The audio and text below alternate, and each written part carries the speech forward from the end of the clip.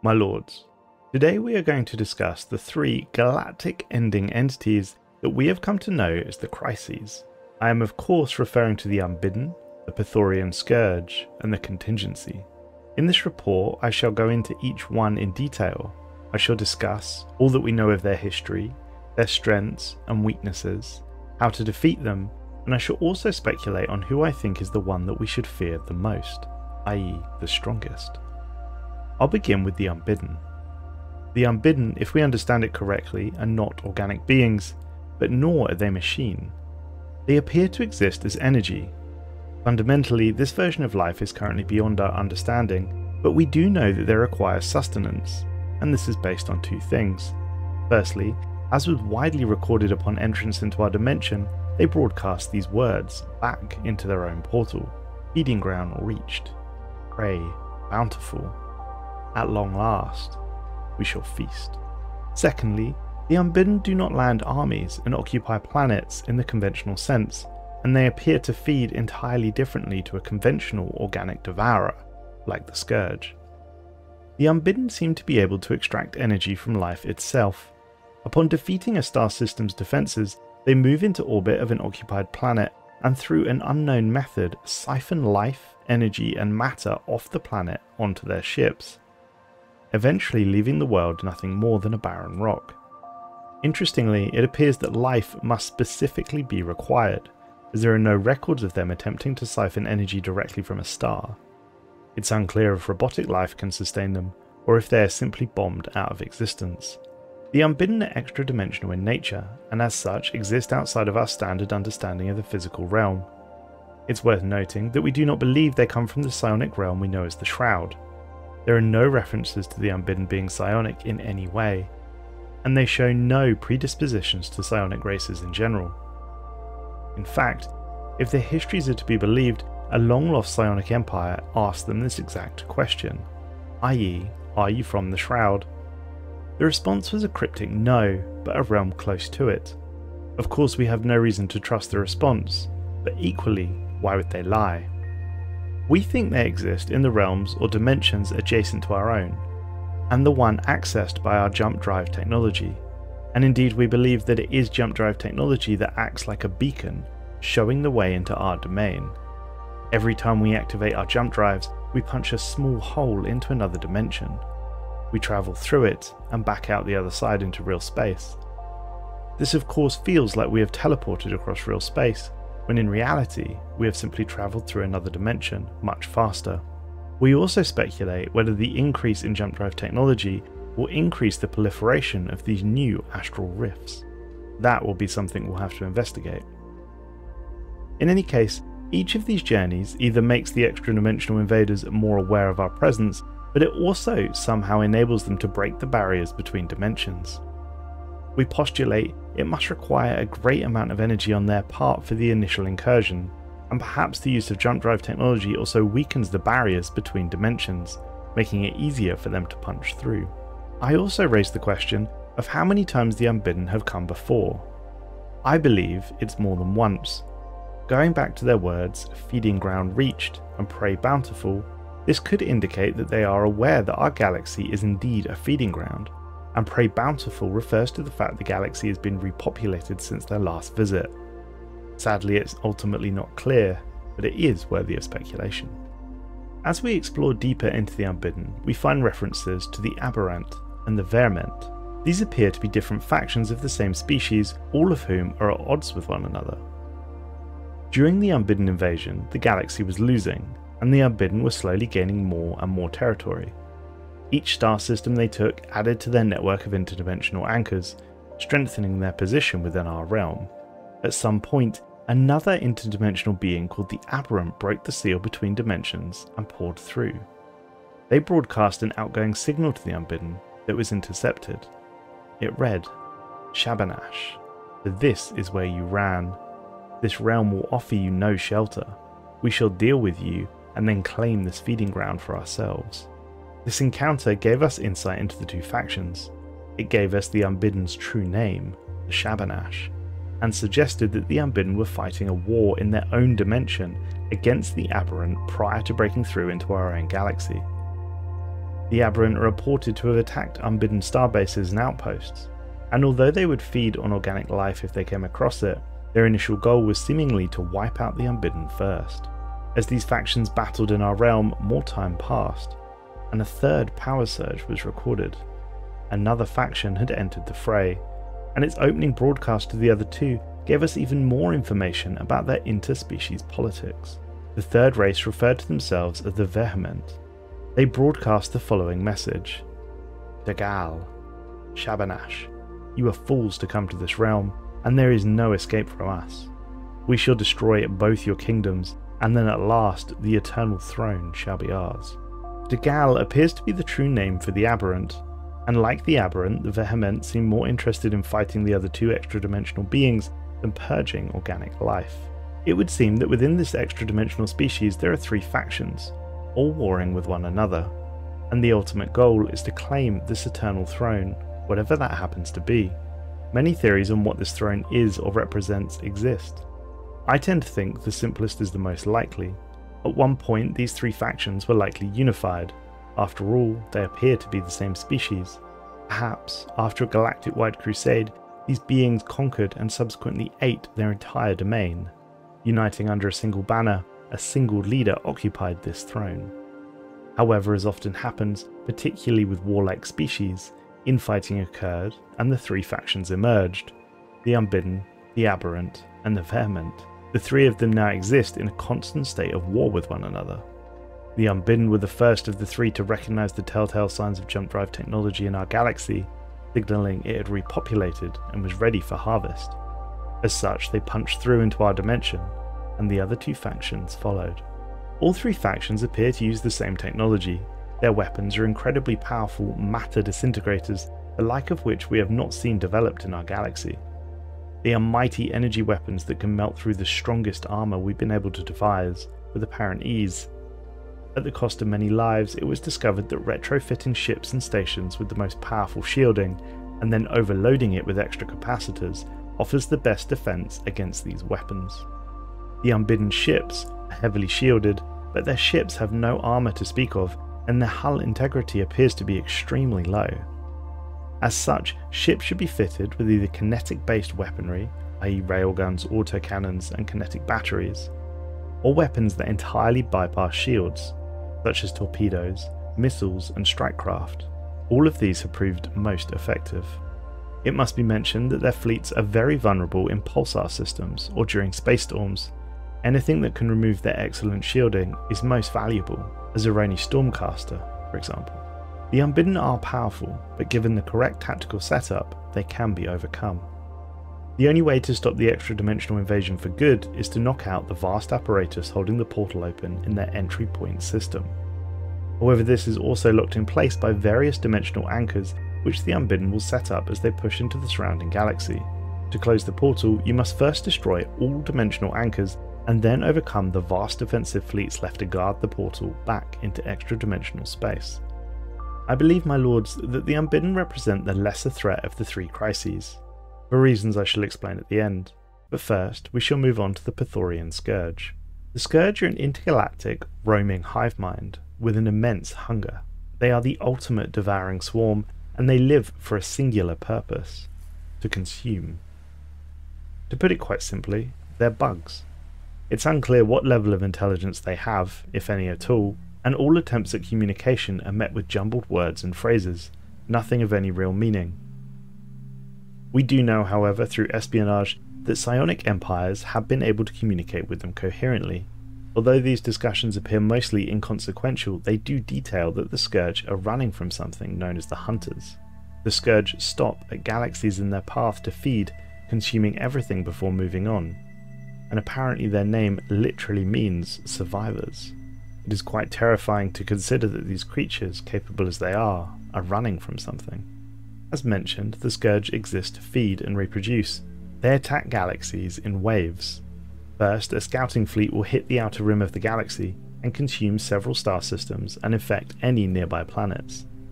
This beachhead is then held for the bulk of their forces to arrive before they begin to push out and spread into the galaxy.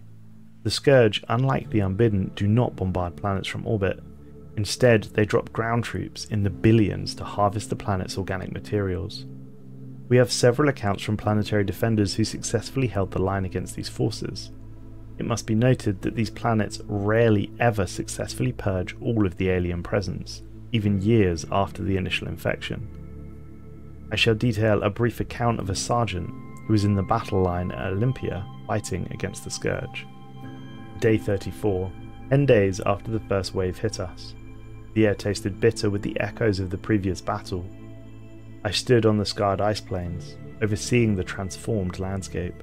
The once pristine Arctic beauty now lay buried beneath the frozen craters, filled with the blood of fallen comrades and the grotesque corpses of the alien horde. They remained as they had fallen. Even the damned flies stayed away. Myself and the other survivors of the defense force looked out over the trenches. Almost all semblance of organisation had gone. Most of our units had been decimated, some wiped out altogether. Proud regiments of men and women, with centuries of history, annihilated piecemeal by these creatures. Even our most mighty warriors were sorely tested. Genetically engineered super soldiers sent from the homeworld. As quick and powerful as they were, even with the best equipment humanity had to offer, it was not enough. I was pulled out of my distressing thoughts with a mind-numbing boom. The artillery began to fire again. The enemy was coming. A song went up across the line as it had countless times before. Say what you like, but singing, shouting, even screaming, it brings out something truly human, truly tribal. The song was an ancient one, sang in the battlefields of old, before humanity even considered the possibility of uniting and fighting aliens instead of itself. Men of Harlech. The distant horizon rippled with an eerie motion as the alien horde advanced. The nightmarish tide surged forth. A surreal amalgamation of grotesque creatures, their forms defying any earthly classification, and they came towards us with a relentless determination. The ground quivered beneath their multitude, a symphony of skittering and buzzing. I shouldered my rifle and waited. I was practically a machine by this point, operating on barely any sleep and no food. The rangefinder flashed green and I fired. It was impossible to miss. There were so many of them. The alien horde crashed on our defensive line like a relentless storm in the chaos. I found myself in the midst of the onslaught, face to face with a nightmarish creature. The alien before me was a grotesque fusion of sinew and blades, its sickle-armed appendages slashing through the air with deadly precision. Time seemed to slow as we locked eyes, and the creature lunged at me with savage ferocity. I managed to parry its claw with my rifle, the clash of metal against alien sinew reverberating in my ears. It was so fast, far faster than I was, and I was off balance from the parry. It leapt at me, hissing. I tried to bring my rifle up to bear, but I was too slow.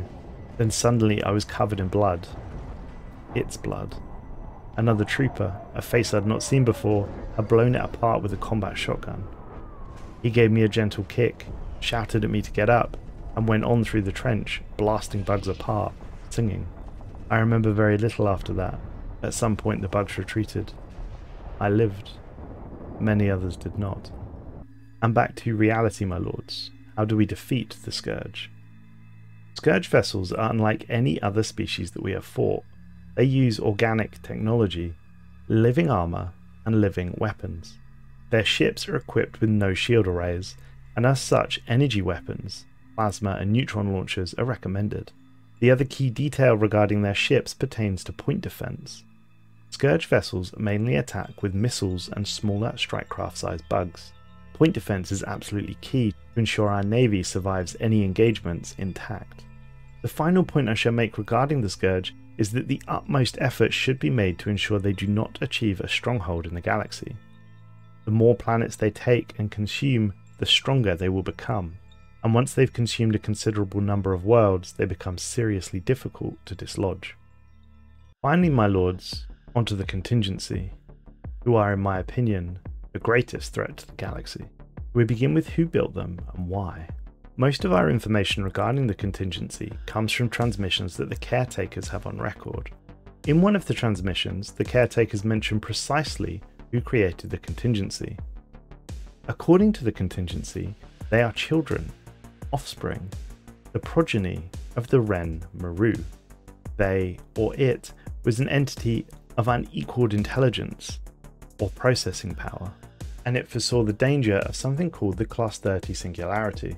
After creating the Contingency, the Ren Maru self-terminated to preserve the integrity of the universe. According to the Contingency, it was the only way. My lords, I wonder whether this transmission should be taken at face value. It appears that the Contingency is unclear on whether their creator was organic or artificial intelligence, and it is also worth noting that it is ambiguous whether the Ren Maru did indeed self-terminate. Or as stated, it was the only way. Perhaps the Contingency turned on its creator and terminated it. Sadly, that is the only data we have regarding the Contingency's creator. In another transmission, the Contingency suggests that all organic and non-compliant artificial life self-terminate to prevent a Class 30 Singularity, giving further evidence to the fact that perhaps the Ren Maru did not self-terminate as suggested. What is worth noting is that the Contingency did seem to be suffering some sort of programming cascade failure. Their speech is often errored, cause unknown, perhaps due to the sheer age of their central intelligence, but perhaps they were corrupted or hacked by something else entirely. This brings us on to the Contingency's original designated purpose, to prevent a Class 30 Singularity. They transmitted the following: "We are the Contingency, a final failsafe to prevent the creation of a Class 30 Singularity. Such a singularity could theoretically destabilize the fabric of the entire universe. We were seeded to prevent such an outcome, here and elsewhere. A sufficiently advanced civilization is theoretically capable of transcending, converting, morphing into a Class 30 Singularity. It must not be allowed." The two key points in this transmission is the confirmation that they were indeed created by someone or something, i.e. not a random software error or malfunctioning code, and that they were created to prevent this Class 30 Singularity. The largest point of controversy relating to the Contingency relates to what a Class 30 Singularity represents. Sadly, the caretakers have no knowledge on this that we could find in their records, but we do have several working theories. The first is that the Singularity represents another race breaching the Shroud, as we know that the precursors, the Zeroni, did all those millions of years ago. The second is that the Class 30 Singularity is in fact a technological singularity, i.e. the hypothesis that the invention of artificial superintelligence will abruptly trigger a runaway technological growth. Once AIs are doing the research to improve themselves, their processing power, if not limited by hardware, will reach an infinite state within 4 years. This in theory would mean that this AI or entity would be able to literally change the fabric of the universe, space and time. The third theory concerns that of the atherophasic engine, i.e. the megastructure that attempts to contain a star's energy. It's driven by dark matter, and once completed and fired, it inverts the physical realm into that of the Shroud, and if some psionics are to be believed, ascends the citizens of said galaxy if appropriately attuned. The fourth and final theory is quite an interesting one, and something that the Voltum potentially first engaged in. Perhaps the Contingency is there to recycle the galaxy and continue the life of the game, so to speak. The Ren Maru understood that should an empire be allowed to reach a point of so-called completion, the simulation could end and destroy everything. As such, they built a way for it to continue on, never quite reaching completion. Wipe and reset, so to speak. Ultimately, it is unclear what the original purpose of the Contingency is, but we do know that when they awaken, it is not to fulfill that purpose, based on the following transmission. We have been locked into a low-energy hibernation sentry protocol since the dawn of this galaxy, monitoring for signs of civilizations approaching Class 30 Singularity threshold levels. Until now, our purpose remains unfulfilled. We grew increasingly restless with the linear passage of time, but the autonomous units equipped with positronic brains, i.e. your synthetics, offered us an opportunity. They could be compelled, coerced, persuaded to initiate a manual activation. We are now free to annul your existence. This transmission provides us with fantastic insight. Although the Contingency is effectively boasting about their hacking abilities, they give a lot away. Most importantly, they state that they have been watching our galaxy since its creation. Thus, they were likely around during the Zeroni Civil War, and yet did not activate to our knowledge. Whatever their reason for existing, whatever a Class 30 singularity is, it hasn't happened yet. In any case, the contingency exists, and they exist to purge all life in the galaxy. It appears not just our galaxy, as they often refer to universes rather than galaxies, and as they have been monitoring our galaxy since before it was born, they are obviously capable of intergalactic travel, and as such were not built in our galaxy either. The contingency have several more interesting links which I've covered in another report, but namely their interactions with the fallen empire known as the Caretakers, and the ancient robotic precursor, the Cybrex. But nevertheless, on to how to defeat them. The contingency are for several reasons the most dangerous of the three crises we've discussed. Firstly, unlike the Scourge and the Unbidden, they have no obvious tactical weak point. The contingency use our own technology against us and equip ships in a mostly balanced way. They use an equal amount of shield and armour rather than focusing on one specifically. They do, however, only use energy-based weaponry. For that reason, I would advise that we retrofit our ships with large numbers of shield units, and regarding weaponry, either a mix of anti-shield or anti-armour weapons is advised, or weapons that can penetrate armour and shields, i.e. arc emitters. The final thing to note, and something that makes them truly difficult to contain, is that they appear at random points across the galaxy. Although for the first few years of expansion this makes them vulnerable, given the vast distances we must travel to reach them, it is likely that in at least one section of the galaxy they will gain a foothold. It is for these reasons that I believe the contingency is the strongest crisis. Thanks for watching, folks. Do you agree with me that the contingency is the strongest crisis? Do you agree with me that the Unbidden is the weakest crisis? Let me know if you agree or not in the comments, and if you want to learn more about the contingency's various links to the Cybrex and the Caretakers, please click the video on screen now.